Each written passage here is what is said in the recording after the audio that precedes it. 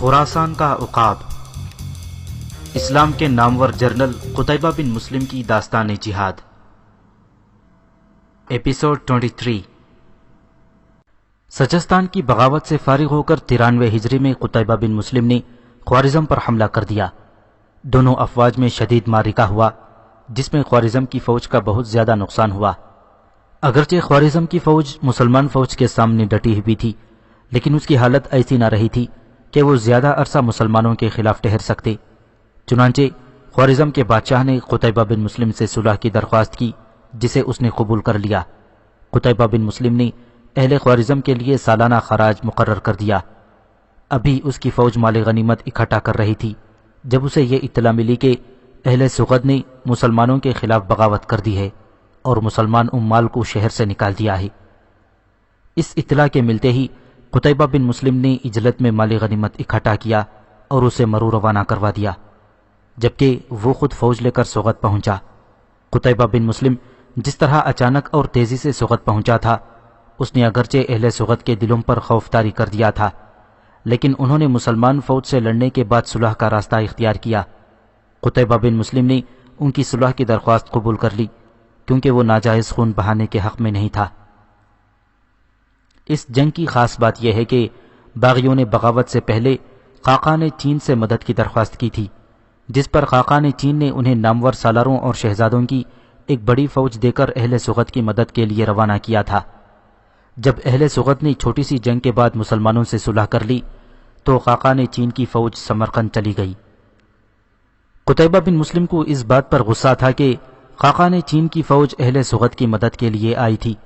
ایسا اخلاقی طور پر بالکل غلط تھا، لیکن خاقان چین نے نہ صرف باغیوں کی مدد کی تھی بلکہ اپنی فوج ایسے علاقے میں بھیجی تھی جو مسلمانوں کے زیر حکومت آتا تھا، اور ایسا کرنا واضح الفاظ میں مسلمانوں کے خلاف اعلان جنگ تھا۔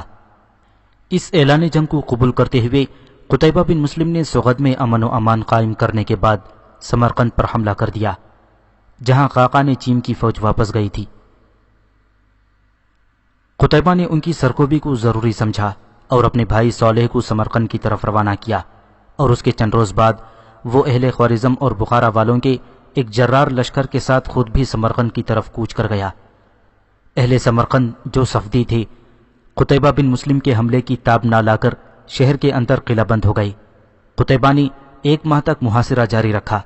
صفدیوں نے تنگ آ کر شاش اور فرغانہ کے ہمسایہ حکمران کے پاس پیغامات بھجوائے کہ آج اگر مسلمان ہم پر حملہ آور ہوئے ہیں تو کل تم پر بھی ہوں گے، اس لیے ہماری حفاظت کو اپنی حفاظت سمجھ کر ہماری مدد کرو۔ ان حکمرانوں نے باہم مشورہ کیا۔ آخر سب نے مل کر ایک زبردست لشکر تیار کیا اور اسے خاقان چین کے بیٹے کی سرکردگی میں قتیبہ پر حملہ کرنے کے لیے روانہ کیا۔ قتیبہ بھی بے خبر نہ بیٹھا ہوا تھا، اس کے جاسوس اسے پل پل کی اطلاع دے رہے تھی۔ خاقان چین کے بیٹے کی سرکردگی میں حملہ کرنے والے لشکر کو روکنے کے لیے قتیبہ نے اپنے 3 بہترین سپہ سالاروں کا انتخاب کیا۔ وہ صالح، خینس بن یوسف اور نصر بن سیار تھے۔ ان کے ساتھ اس نے چیدہ بہادروں کا دستہ دشمن کا راستہ روکنے کے لیے صالح کی سرکردگی میں بھیجا۔ صالح نے خینس اور نصر کی سرکردگی میں 2 دستے شاہراہ کے دائیں اور بائیں کمین گاہوں میں چھپا دیے تھے، اور خود اپنے دستے کے ساتھ شاہراہ پر کھڑا ہو کر دشمن کے لشکر کا انتظار کرنے لگا۔ نصف شب کے بعد دشمن کا لشکر آیا اور آتے ہی صالح کے دستے پر بھرپور حملہ کر دیا۔ صالح نے پوری شدت سے مدافعت کی اور دشمن کے لشکر کو روک دیا۔ اتنے میں کمین گاہوں سے خینس اور نصر اپنے دستوں کے ساتھ آفت ناگہانی بن کر بارش کی طرح دشمن پر برس پڑے۔ خاقان چین کے بیٹے نے ہر چند نہایت بہادری سے مقابلہ کیا، لیکن منہ کی کھائی اس کے بڑے بڑے جرنیل اور سردار خاک و خون میں تڑپ کر ٹھنڈے ہو گئے۔ بہت سے عمرہ اور شہزادے گرفتار ہوئے۔ اکثر نے راہ فرار اختیار کی۔ مسلمانوں کے ہاتھ بے شمار اسلحہ اور سامان حرب آیا۔ صفدیوں کو جب اس شکست فاش کی خبر ہوئی تو ان کے جی چھوٹ گئے۔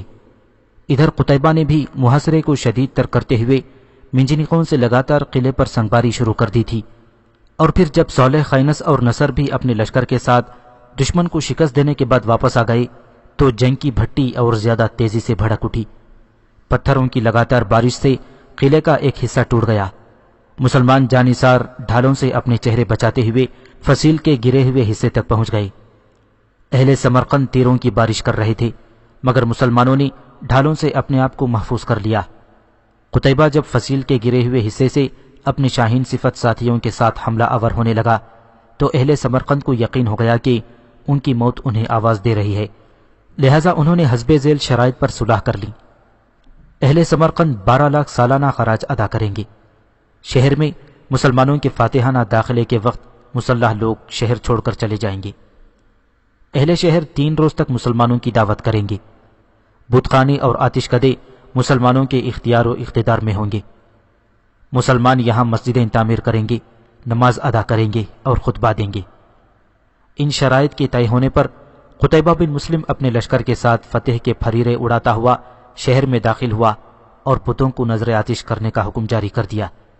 حاکم سمرقند نے قتیبہ کو ڈرایا دھمکایا کہ ہمارے بتوں کو آگ نہ دکھاؤ ورنہ تم اور تمہارا لشکر تباہ و برباد ہو جائے گا۔ قتیبہ اس انکشاف پر مسکرایا اور بولا، بہت اچھا، اب تو میں تمہارے بتوں کو اپنے ہاتھ سے آگ لگاؤں گا۔ چنانچہ قتیبہ نے خود ان بتوں کو جن کی وہ پوجا کرتے تھے آگ لگا دی، اور جب بت پگھلے تو ان میں سے 50,000 مشقال سونا برآمد ہوا۔ اہل سمرقند نے جب اپنے بتوں کی یہ بے چارگی دیکھی تو بھاری تعداد میں مشرف با اسلام ہو گئے۔ قتیبہ نے سمرقند میں مسلمانوں کو آباد کیا، ایک مسجد تعمیر کر کے نماز ادا کی اور خطبہ دیا۔ اس کے بعد قتیبہ نے بخارا اور خوارزم کی 20,000 فوج کے ساتھ تاشقند کو فتح کیا اور فرغانہ کا رخ کیا۔ راستے میں خندیجیوں سے مٹ بھیڑ ہو گئی۔ قتیبہ انہیں رونتا ہوا آگے بڑھا اور کاشان کو سفر کرتا ہوا وہ مرو کی طرف چلا گیا۔ اس جنگ میں قیدی بننے والوں میں سمرقند اور چین کے بہت سے نامور جنگجو سالار اور سردار بھی تھے۔ ان سب جنگی قیدیوں کو قتیبہ بن مسلم نے حجاج بن یوسف کے پاس روانہ کر دیا۔ ان جنگی قیدیوں میں ایک عورت بھی تھی جس کا نام تو تاریخ میں نہیں ملتا، مگر اس کے بارے میں اتنا ضرور پتہ چلتا ہے کہ وہ شہنشاہ فارس یزدگرد کی اولاد میں سے تھی۔ یزدگرد اور اس کی افواج کو حضرت سعد بن ابی وقاص رضی اللہ تعالیٰ عنہ نے شکست دے کر فارس پر مسلمانوں کی اس شورش کو اختتام دیا تھا جس کے روح رواں حضرت خالد بن ولید رضی اللہ تعالیٰ عنہ تھے۔ فارس پر مسلمانوں کے حملے کی مکمل روداد محترم عنایت اللہ التمش کی کتابوں شمشیر بے نیام اور حجاز کی آندھی میں درج ہے۔ حجاج کو جب پتا چلا کہ یہ عورت یزدگرد کی اولاد میں سے ہے تو اس نے اسے عزت دی اور خلیفہ ولید بن عبد الملک کے پاس روانہ کر دیا۔ ولید بن عبد الملک نے اس عورت سے نکاح کر لیا جس کے بطن سے اس کا بیٹا یزید بن ولید بن عبد الملک پیدا ہوا۔ سمرقند کی فتح کے بعد قتیبہ بن مسلم نے یہاں نظام حکومت کو بہتر بنایا اور امن و امان کے قیام کے بعد وہ واپس مرو آ گیا۔ 96 ہجری میں اسے اطلاع ملی کہ اہل شاش سرکشی پر اتر آئے ہیں اور مسلمانوں کے خلاف بغاوت کی تیاریاں کر رہے ہیں۔ اس اطلاع کے ملتے ہی قتیبہ بن مسلم نے بخارا، کش، نصف اور خوارزم سے اپنی افواج کو اکٹھا کیا۔ ان سب افواج کے آنے سے قتیبہ بن مسلم کے پاس 20,000 کا لشکر جمع ہو گیا۔ جب تمام افواج اکٹھی ہو گئیں تو قتیبہ بن مسلم نے لشکر کو کوچ کا حکم دے دیا۔ خجنت کے مقام پر پہنچ کر قتیبہ نے لشکر کے قلب کے ساتھ یہاں قیام کر لیا اور باقی فوج کو شاش روانہ کر دیا۔ قتیبہ کے مقرر کیے ہوئے سپہ سالار نے شاش پر حملہ کیا۔ اسے اہل شاش کی طرف سے تھوڑی سی مزاحمت کا سامنا کرنا پڑا جسے اس نے جلدی ہی کچل دیا اور شاش کو دوبارہ فتح کر لیا۔ شاش کی فتح کے بعد قتیبہ بن مسلم مرو روانہ ہو گیا۔ ابھی وہ مرو کے راستے میں ہی تھا کہ جب اسے اطلاع ملی کہ حجاج بن یوسف کا انتقال ہو گیا ہے۔ یہ خبر اس کے لیے کسی صدمے سے کم نہ تھی۔ اس اطلاع سے اگرچہ وہ اندر سے بہت رنجیدہ تھا لیکن اسے یہ ڈر بھی تھا کہ یہ اطلاع فوج میں بددلی پھیلا دے گی، کیونکہ اسے اور اس کے سپاہیوں کو حجاج بن یوسف سے ایک عجیب طرح کا انس تھا، بلکہ وہ تو خود یہ محسوس کر رہا تھا کہ حجاج ہر قدم پر اس کے ساتھ ہے اور ہر مہم میں اس کی رہنمائی کر رہا ہے۔ چنانچہ فوج کو بددلی سے بچانے کے لیے اس نے اپنی فوج سے خطاب کیا اور اسے حوصلہ دیا۔ چند ہی روز بعد قتیبہ کو خلیفہ ولید بن عبد الملک کا خط ملا جس سے اس کی تشفیع ہو گئی۔ خلیفہ نے لکھا تھا، امیر المؤمنین تمہاری محنت اور خدمت، اسلام کے دشمنوں کے مقابلے میں تمہاری جرأت اور کوشش غرض تمام باتوں سے واقف ہیں۔ تمہیں وہ ایسا مرتبہ عطا کریں گے جو تمہارے لیے خوب مناسب ہوگا۔ اب تم اپنی جنگوں کو پورا کرو، خدا کی رحمت کے متوقع رہو، اپنے حالات سے برابر مجھے مطلع کرتے رہو تاکہ میں تمہاری کوششوں کا اندازہ لگا سکوں۔ ہمیشہ یہ بات ذہن میں رکھو کہ میں تمہارے ساتھ سرحد پر موجود ہوں۔ قتیبہ جب خط پڑھ رہا تھا تو اس کے سارے جرنیل اس کے سامنے کھڑے تھے۔ خط ختم کرنے کے بعد قتیبہ مسکرانے لگا۔ سارے جرنیلوں نے باری باری وہ خط پڑھا اور آخر میں قتیبہ نے وہ خط خینس کو اپنے پاس رکھ لینے کے لیے کہا۔ اس نے اسے اپنے لیے ایک اعزاز سمجھا اور پھر خط اپنی جیب میں ڈال لیا۔ حجاج بن یوسف کی وفات پر جہاں قتیبہ بددل ہو گیا تھا وہاں اس خط نے اپنا اثر دکھا دیا تھا۔ زخمی شیر کی مانند وہ پھر اٹھا اور چین پر لشکر کشی شروع کر دی۔ مرو سے نکل کر وہ سمرقند آیا اور مجاہدین کی بیوی بچوں کو اس غرض سے سمرقند میں چھوڑ دیا تاکہ وہاں ایک اسلامی بستی بسائی جائے، اور خود اپنے شاہینوں کے ساتھ اس نے فرغانہ کی راہ لی اور وہاں سے وہ کاشغر کو فتح کرتا ہوا چین کے اندر دور تک بڑھتا چلا گیا۔ خاقان چین مسلمانوں کی یہ ہمت اور جرأت دیکھ کر ششدر رہ گیا اور قتیبہ کو کہلا بھیجا کہ اپنا ایک وفد میرے پاس بھجواؤ، میں اس سے تمہارے مقاصد اور مذہب کے متعلق معلومات حاصل کرنا چاہتا ہوں۔ قتیبہ بن مسلم نے ہیرا بن شراح کے ساتھ فصیح اللسان اور دانش مندوں کو روانہ کیا۔ یہ وفد جب پہلے روز بادشاہ کی خدمت میں حاضر ہوا تو وفد کے سب ارکان نے سفید کپڑے پہنے، عطر لگایا، پاؤں میں چپل، کاندھوں پر چادریں رکھے ہوئے تھی۔ یہ لوگ کافی دیر تک وہاں بیٹھے رہے۔ بادشاہ نے ان سے کوئی بات نہ کی اور انہیں مخاطب تک نہ کیا۔ وفد جب اٹھ کر چلا گیا تو بادشاہ نے اپنے درباریوں سے پوچھا، تم نے مسلمانوں کے اس وفد کو کیسے پایا؟ درباریوں نے جواب دیا، ان میں زنانہ پن ہے۔ بادشاہ نے دوسرے روز پھر وفد کو بلایا۔ اس روز وفد کے سب جوان سروں پر ریشمی امامے اور جسم پر رنگ برنگے کپڑے پہنے۔ بادشاہ نے اس روز بھی ان سے کوئی بات نہ کی۔ وفد جب چلا گیا تو بادشاہ نے پھر اپنے مصاحبوں سے پوچھا، آج یہ لوگ کیسے لگتے ہیں؟ درباریوں نے کہا، ہاں البتہ اس لباس میں کچھ مردانہ پن ہے۔ تیسرے روز پھر بادشاہ نے وفد کو بلا بھیجا۔ اس روز جب وہ دربار میں آئے تو سارے درباری انہیں دیکھتے ہی رہ گئے۔ چمکتے ہوئے ہتھیار لگائے ہوئے تھے، سر پر خود رکھے، زرہیں پہنی، شمشیر و نیزہ اور تیر و کمان سے لیس وہ گھوڑوں پر سوار ہو کر گئے۔ ان کے گھوڑے کلیلیں کر رہے تھے اور ایسا محسوس ہو رہا تھا جیسے وہ دلوں کو تسخیر کرنے کے لیے پیدا کیے گئے ہوں۔ وہ اپنے گھوڑوں سے اترے، دربار میں آئے اور قیمتی قالینوں کی پرواہ کیے بغیر اپنے چمکتے ہوئے نیزے فرش میں گاڑ دیے۔ درباری پریشان ہو گئے، یوں لگتا تھا کہ وہ اپنے نیزوں کی آنی سے زمین کا سینہ چیر دیں گے۔ ان کے چہروں پر اب ایک وقار اور کشش تھی۔ بادشاہ نے پھر کوئی بات نہ کی اور چلے جانے کا حکم دیا۔ جب وہ باہر نکل گئے تو بادشاہ نے پھر اپنے درباریوں سے پوچھا، کیسے ہیں یہ لوگ؟ درباریوں نے حیرت سے کہا، یہ عجیب قوم ہے، ایسی قوم تو آج تک ہماری نگاہوں سے نہیں گزری۔ شام کو بادشاہ نے وفد کے سالار کو پھر بلایا۔ جب حاضر ہوا تو بادشاہ نے پوچھا، تم نے ہماری جنگی قوت کا اندازہ کر لیا ہوگا۔ جب تک تم ہمارے قبضے میں ہو کوئی بھی سلطنت تمہیں نہیں بچا سکتی۔ تم سے ایک بات پوچھتا ہوں، سچ نہ بتاؤ گے تو قتل کر دیے جاؤ گے۔ ہیرا بن شرح نے اطمینان سے کہا، ہاں پوچھو۔ تم لوگ پہلے، دوسرے اور تیسرے روز لباس بدل بدل کر کیوں آتے رہے؟ ہیرا مسکرا دیا اور کہنے لگا، پہلا لباس ہمارے روز مرہ کے استعمال کا تھا، دوسرا لباس عمرہ اور رؤسا کے پاس جانے کے لیے تھا، اور تیسرا لباس جنگ کے دوران پہننے کا تھا۔ بادشاہ نے کہا، میں نے تمہاری فوج اور طاقت کا اندازہ لگا لیا ہے۔ اپنے سپہ سالار سے کہو واپس چلا جائے، ورنہ یاد رکھو میری فوج تم سب کو پیس کر رکھ دے گی۔ ہیرا بن شرح تلملا اٹھا، سن بادشاہ، تم اس لشکر کا کیا اندازہ لگاؤ گے جس کا ایک سر تمہارے ملک کے اندر ہو اور دوسرا ملک شام میں؟ یہ بات ذہن سے نکال دو کہ تم ہمیں مغلوب کر سکو گے۔ خدا کی قسم، اگر میں مدد کے لیے پکاروں تو نیل کے ساحل سے لے کر کاشغر تک پھیلے ہوئے مجاہدین لبیک کہیں گے اور اپنے سر ہتھیلی پر رکھ کر پروانہ وار نثار ہونے کی خاطر سر پر کفن باندھ کر اٹھ کھڑے ہوں گے۔ اور یہ مجاہدین ایسے ہیں بادشاہ جن کے آگے زمین سمٹ جاتی ہے، وقت رک جاتا ہے اور آسمان کی بلندیاں انہیں جھک کر سلام کرتی ہیں۔ تم اگر کسی غلط فہمی میں مبتلا ہو تو اسے نکال دو۔ ہم لوگ موت سے نہیں ڈرتے۔ قتل اور موت ہماری تلواروں اور نیزوں کا ایک کھیل ہے جسے ہم روز کھیلتے ہیں۔ ہمارا پختہ عقیدہ ہے کہ موت کا ایک دن معین ہے، اور اگر جہاد کے میدان میں آئے تو ہم اسے اپنے لیے خوش قسمتی تصور کرتے ہیں۔ ہیرا بن شرح کی اس بے باکی اور جرأت پر خاقان چین پر رعب چھا گیا تھا۔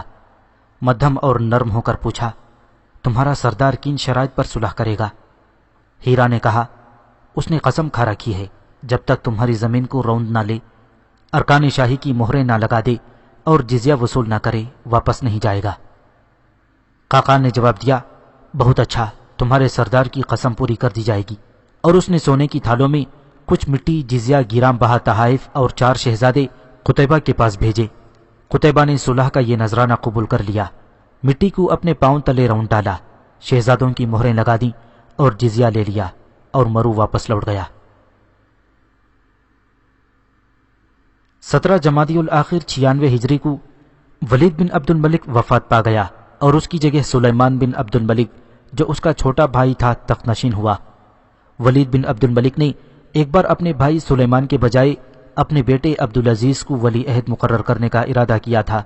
اس معاملے میں حجاج بن یوسف اور قتیبہ بن مسلم اس کے طرفدار تھے، اس لیے سلیمان ان دونوں ہی کے سخت خلاف تھا۔ حجاج تو ولید کی زندگی میں ہی وفات پا چکا تھا، البتہ قتیبہ بن مسلم کو سلیمان کی طرف سے خدشہ پیدا ہو گیا۔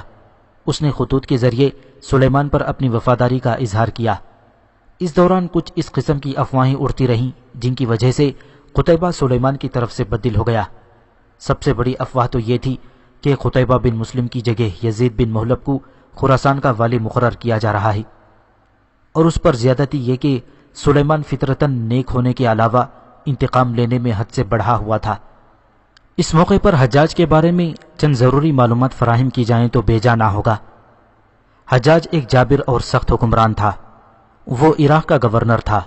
اس کی علم برداری میں ایک بہت بڑا علاقہ آتا تھا۔ اس نے اہل عراق پر بہت ظلم کیا تھا۔ حجاج کے مزاج کی سختی نے اہل عراق کو پریشان کیا، اور اکثر لوگ حجاج سے تنگ آ کر عراق سے فرار ہو گئے۔ ان میں سے اکثر سندھ کی طرف چلے گئے اور مکران میں آ کر آباد ہو گئے تھے، جبکہ کچھ افراد مکہ مکرمہ اور مدینہ منورہ چلے گئے تھے۔ وہاں حضرت عمر بن عبدالعزیز حجاز کے گورنر تھے۔ انہوں نے عراق سے آئے ہوئے ان لوگوں کے ساتھ اچھا سلوک کیا اور انہیں پناہ دی۔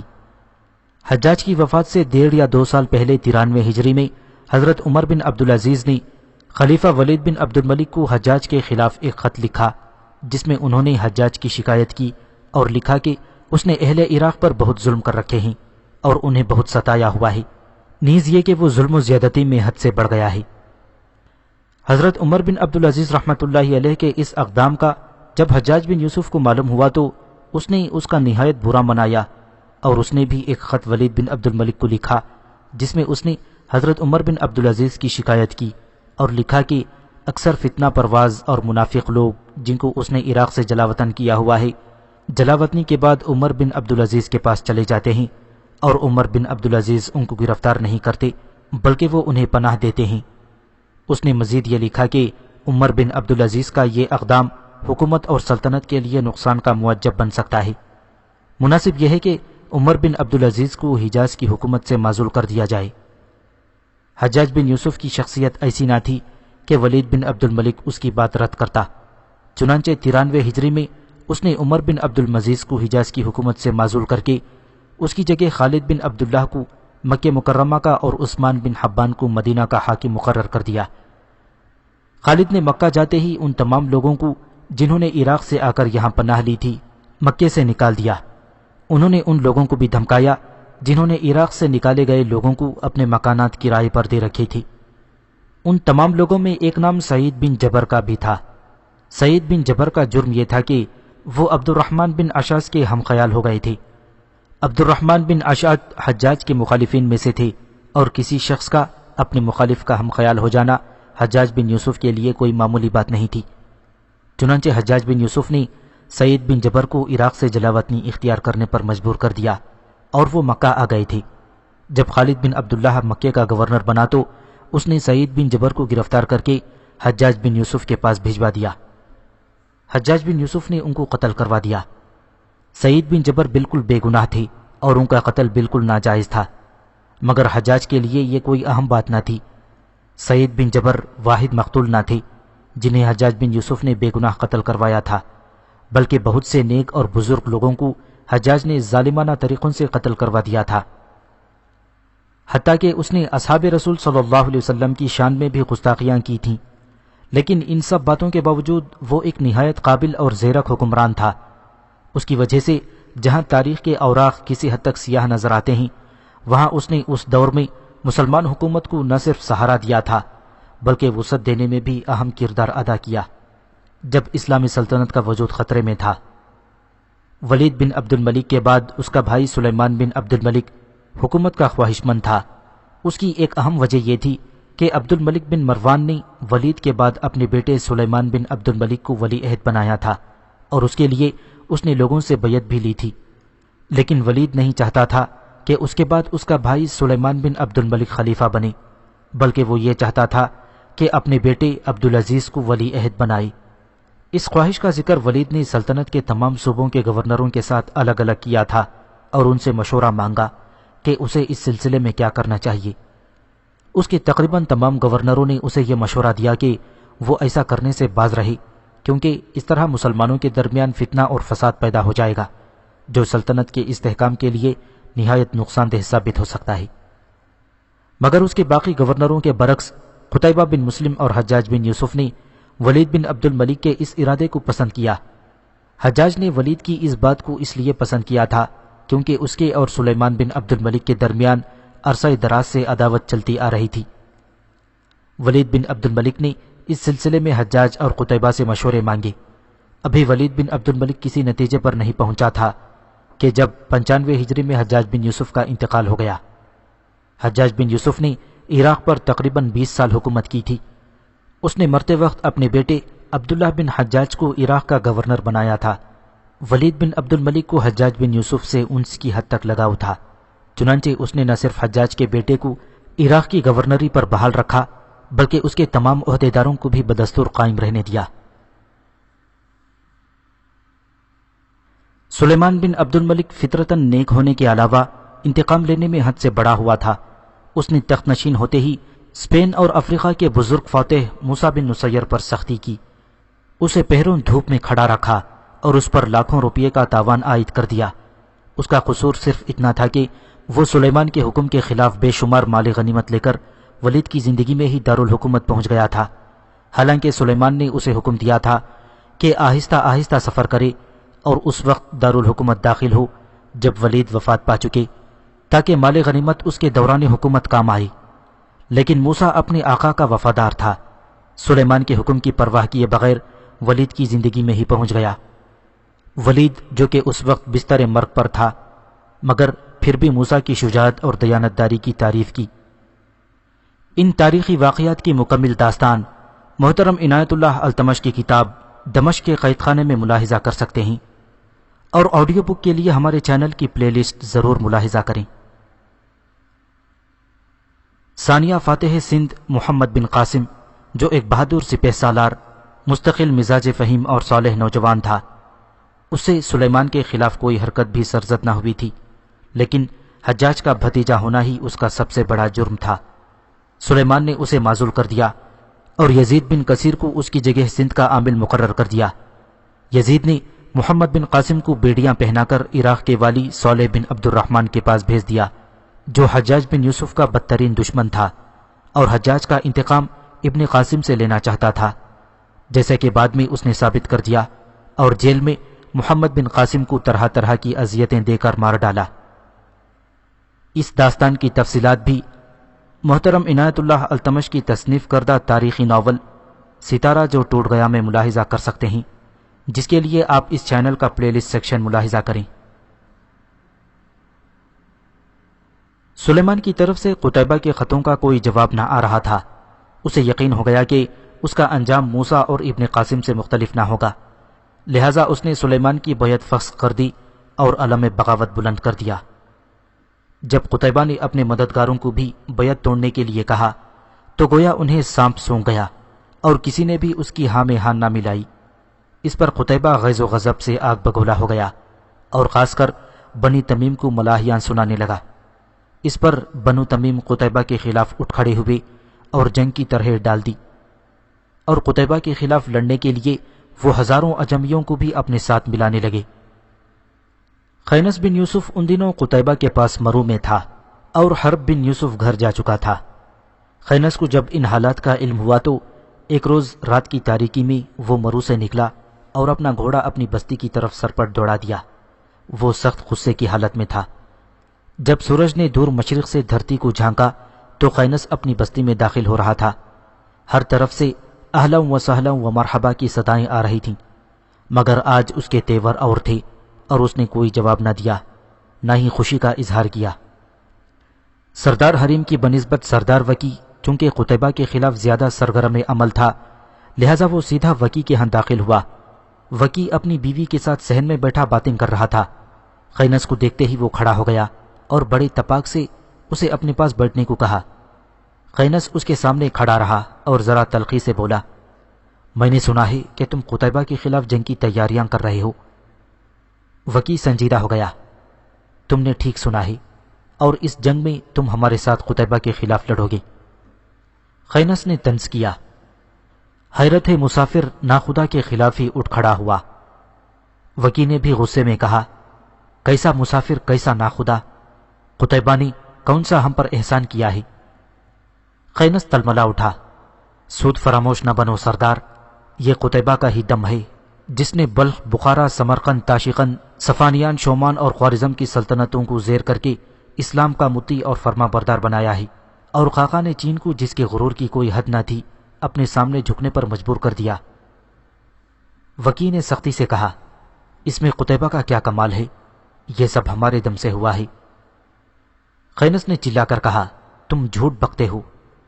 وکی بھی غرایا، ہوش میں رہو، تم بنی تمیم کے سردار سے مخاطب ہو۔ خینس درندہ صفت ہو گیا تھا، میں لعنت بھیجتا ہوں تم جیسے سردار پر جو اپنے ہی محسن کے خلاف جنگ کی طرح ڈال رہا ہو۔ وکی نے فیصلہ کن انداز میں پوچھا، تو تم قتیبہ کے خلاف جنگ میں ہمارا ساتھ نہ دو گے؟ نہیں، ہرگز نہیں۔ پچھتاؤ گے؟ ایسے پچھتاوے کو میں اپنی خوشبختی سمجھوں گا۔ وکی نے کھا جانے والی نگاہوں سے خینس کو دیکھا، تو پھر اس بات کا فیصلہ میری تلوار تمہارے ساتھ میدان جنگ میں کرے گی۔ خینس نے اپنی تلوار کھینچ لی۔ کل کی بات کرتے ہو؟ ابھی آؤ میرے سامنے، میں تمہیں بتاتا ہوں مجھ سے ٹکرانا کیسا دشوار ہے۔ اگر اپنے باپ کے بیٹے ہو تو اٹھو اور میرے سامنے اپنی قسمت کا فیصلہ کر لو۔ سنو، میں وہی خینس ہوں جس نے تمہارا ہر رکا ہوا کام نکالا تھا۔